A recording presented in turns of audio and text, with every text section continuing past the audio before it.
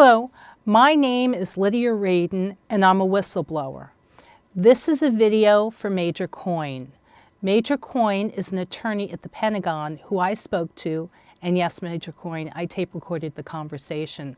I don't think I'm going to release that tape, certainly not until I talk to you some more. But what Major Coyne wanted to see for himself was examples of federal judges who lied. So I'm making a series of short videos, just very brief videos, so that Major Coyne can confirm for himself that federal judges are lying. And this is example one. Major Coyne, of course, a former student, can correct her records.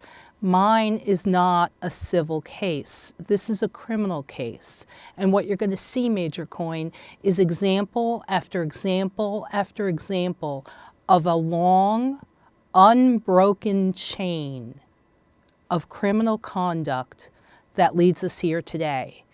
These people almost killed me, Major Coyne, and they're not stopping.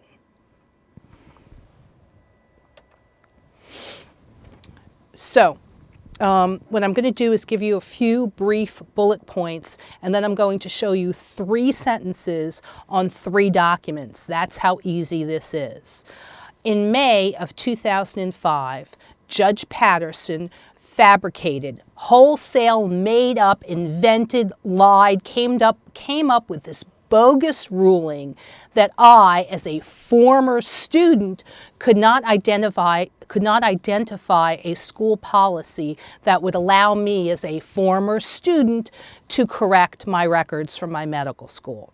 Now, my medical school, that would be the Albert Einstein College of Medicine of Yeshiva University, intentionally falsified my records. My educational records are falsified. I can't even get an accurate transcript.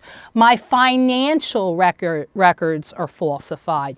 My medical records are falsified. So ultimately, I was compelled to sue the school after making a super heroic effort to work with the school. I was compelled to sue them in federal court to try to get my hands on my records and to correct them. And to this day, I have not received my complete unedited records, including my letters of recommendation from United States Senator Daniel Patrick Moynihan's office. I worked at Senator Daniel Patrick Moynihan's office, and I want to publish those letters of recommendation because they protect my life against threats made against me by dishonest, crooked doctor Vladimir Jelnov. And we'll get to that in a minute. And basically my medical school said, and the criminal gang that I'm dealing with said, if you don't shut up, Lydia, we're going to lie about you some more, and we're going to lie about your past. And they have made good on those threats. So in May of 2005, Judge Patterson in the federal district courts here in New York wholesale made up, fabricated this ridiculous ruling that I could identify no school policy that would allow me as a former student to correct my records from my medical school.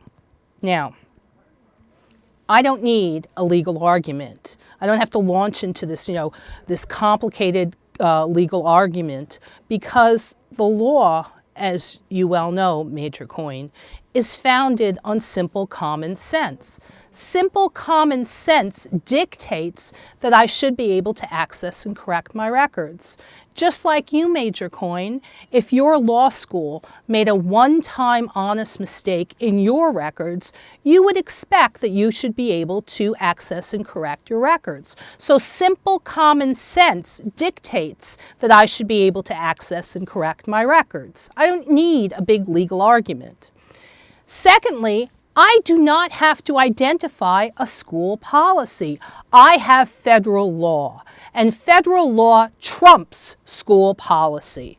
And the name of that federal law is FERPA, or Family, in case you're missing it, Major Coyne, Family Education Rights and Privacy Act of 1974, better known as the Buckley Amendment. So federal law trumps school policy. I don't need to identify a school policy. Federal law gives me the rights to access and correct my records. And I'm going to show you the statutes. In one sentence, you're going to see the statute that defines a student as someone who is or has been in attendance at a school.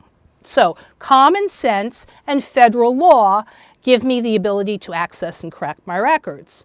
Point 3, I asked for my records before I became a former student, and I can produce all the certified return receipts for letters that I sent to the school wherein I ask for my complete unedited records to be provided to me, and I ask for the ability to correct those records. Point 4, I actually did identify a school policy. So Judge Patterson's ruling that I could identify no school policy, which would allow me, a former student, to correct my records for my medical school, is blatantly wrong, because I actually did identify a school policy on page 22 of my college bulletin. The school records policy is explicitly stated, and the school's record policy is to cite to federal law. So the school's policy is federal law. Common sense, federal law, federal law, which is Family, Education, Rights and Privacy Act, also known as FERPA. I asked for my records before I became a former student, and I did identify a school policy. Page 22 of my college bulletin explicitly states the school's records policy, which is to cite to federal law, or FERPA, Family, Education, Rights and Privacy Act of 1974. And by the way, I went down to Fort Knox on Monday, September 22nd, 2008, and spoke with my friend, Colonel Kevin C. Riley.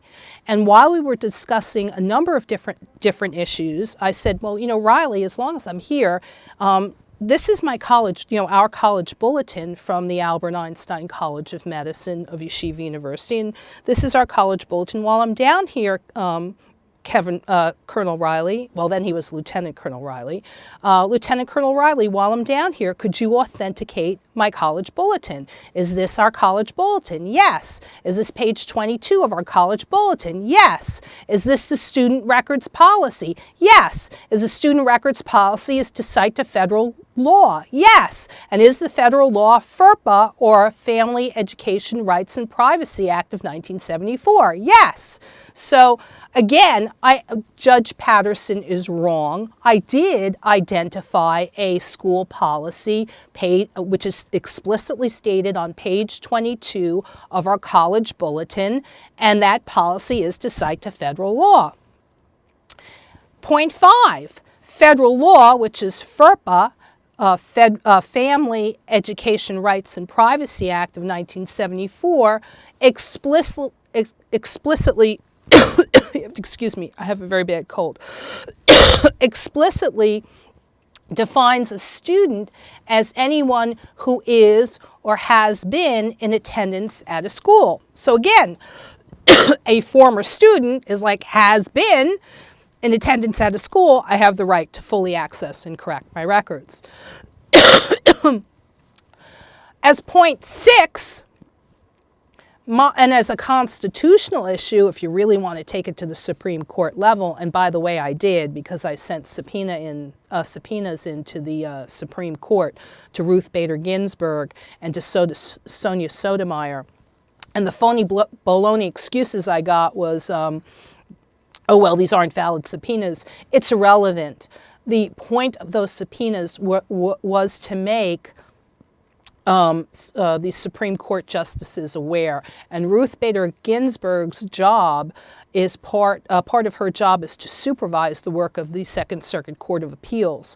So when Judge Patterson in the lower district court fabricated, wholesale made up these ridiculous rulings that have absolutely no foundation in common sense, fact, or law, I appealed to 3 higher judges. I don't know what these guys did, but what kind of shenanigans goes on at the Second Circuit. So when the three judges who I appealed to refused to uphold the law, I did an en banc procedure, which means that I appealed to all 35 sitting judges on the Second Circuit, and I asked all 35 judges, and I provided 36 copies of page 22 of my college bulletin so that Judge Patterson would have a copy, and all 35 sitting judges on the Second Circuit Court of Appeals would have a copy. And I said, listen, I don't know what these guys are doing or what kind of, what kind of crime and corruption and shenanigans are going on here, but could you all please take a look at this? So, the Judge Patterson, the three judges that I appealed to, and the entire Second Circuit Court of Appeals, and two U.S. Supreme Court judges who I made aware are fully aware that what's happening here is very wrong and dangerous to others. As a constitutional issue, this is point 6, as a constitutional issue, my records are my property. Just like Major Coyne, when you go to a medical doctor, your medical records are property that belongs to you, not the doctor. Now, in medical malpractice suits, doctors try to fool their patients and convince them that those medical records are property that belongs to the doctor. That's not true. It's the patient who paid the fees that caused those records to be created and maintained. Just like I paid the fees, and it was the monies that I brought into my school that caused my educational records to be created and maintained. So my records from my medical school is property that belongs to me, not to the school. This is my property that I'm being denied access to.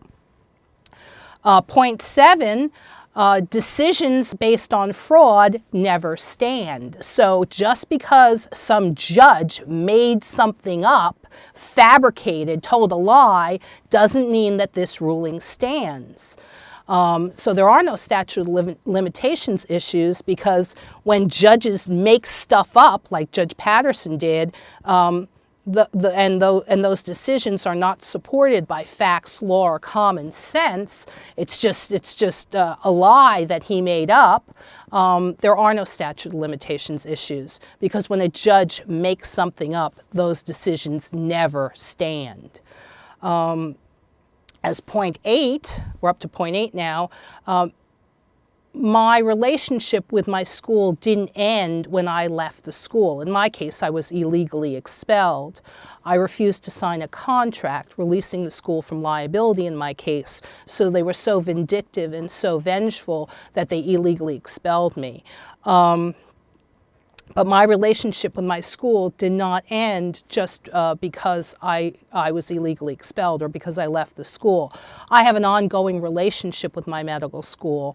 Not only are they charged with, they're keeping my records, but my records need to be accurate. So if they're maintaining false business records, that's a crime. And it's an ongoing crime because, again, I have a continuing relationship with my school through my federal student loans.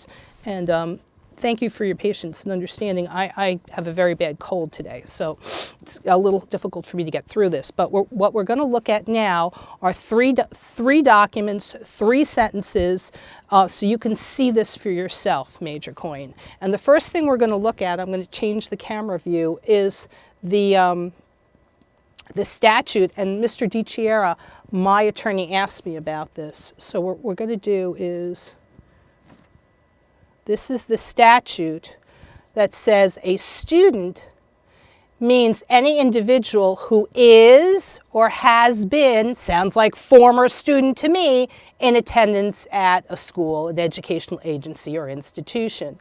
And why is that important? Because we're going to look at right now, this is Judge Patterson's May 2005 ruling, and we're going to read the fabricated decision, the false, wholesale, made-up, stupid decision that he made here, and it's right here. I'm reading from page 26 to 27, and on page 26 it starts the amended complaint, and now we're on page 27. The amended complaint, however, defines no bulletin, student guide, or compendium that allows a former student to correct ACOM's records. And ACOM is the Albert Einstein College of Medicine of Yeshiva University. And what you want to look at is this key word over here that the school made up and the judge made up, former, a former student. Okay, that just makes no sense. Okay, so here we go. Let me just read it once so you get the whole flow of it. The amended complaint, however, identifies no bulletin, student guide, or compendium that allows a former student to correct ACOM's records. Okay, that's a lie.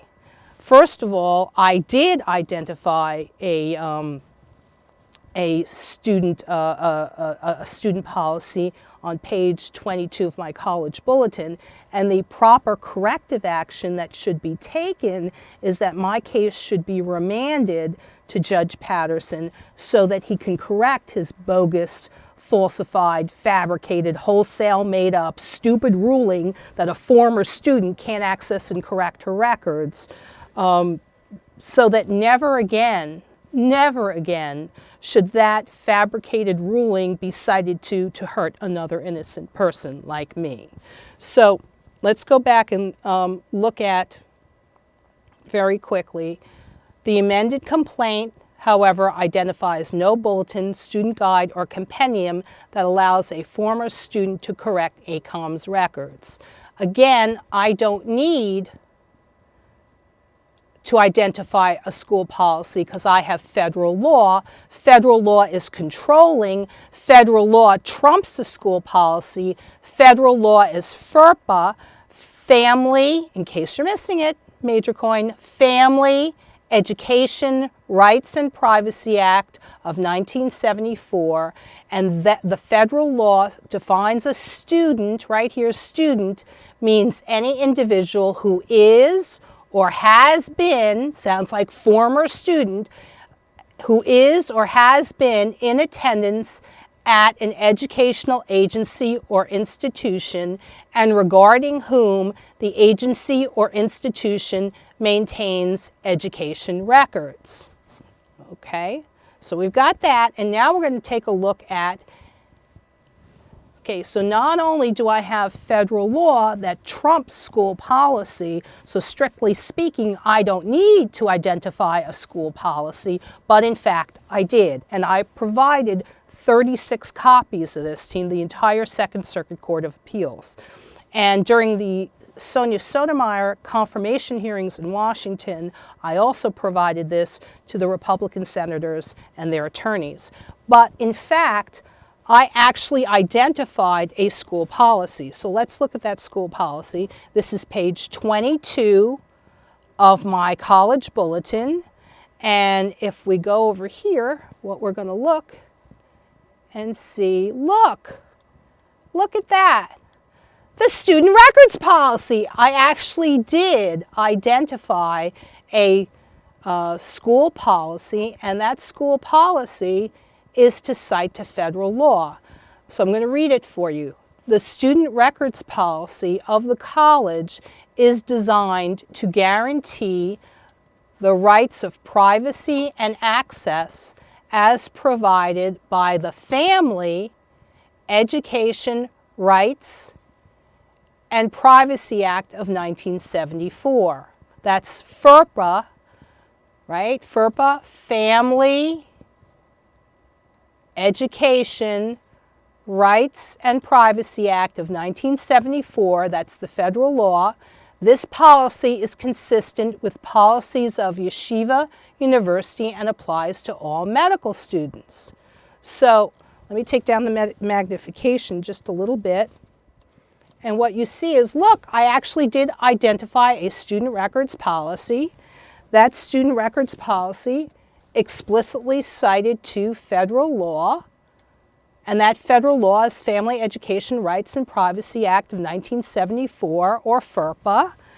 And when Judge Patterson says that I could identify no school policy in a student guide, compendium, or bulletin, that's not true. This is page 22 of my college bulletin, where the student records policy is explicitly stated, and that student records policy is to cite to federal law.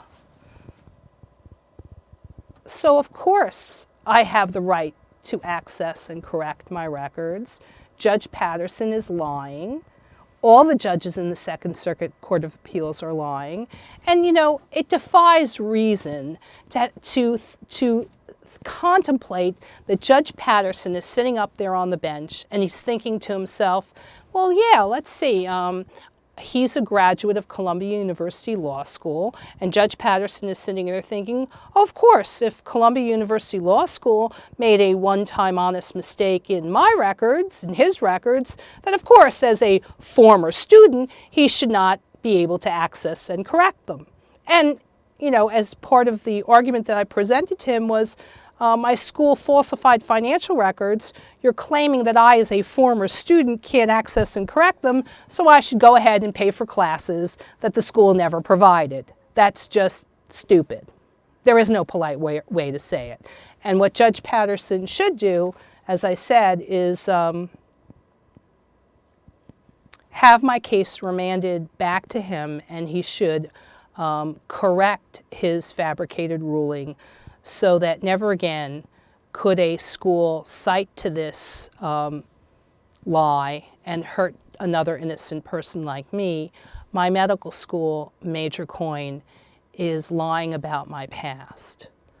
And what I'd like to leave you with is some more sources where I'm posting information. So if you'd like to send us an email, you can send us an email with questions at CrookedDoctors, one word, CrookedDoctors@yahoo.com. I'm posting evidence as quickly as I can on a blog, and that blog is entitled CrookedDoctors.blogspot.com.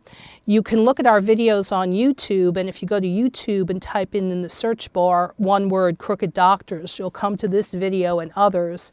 And I broadcast live every Friday from Manhattan. This is Eastern Standard Time, 6 p.m. to 7 p.m. on Manhattan Neighborhood Network. I tape live, I broadcast live, I stream live on the internet. So if you're not in Manhattan, it doesn't matter because we stream live on the internet. And I'm posting evidence as quickly as I possibly can. But Major Coyne, you know, as always, if you have a question, I'm a phone call away. But what these judges are doing is very serious and very hurtful, and they're dangerous, dangerous, dangerous to others. And I need your help, Major Coyne, in stopping these very dangerous individuals.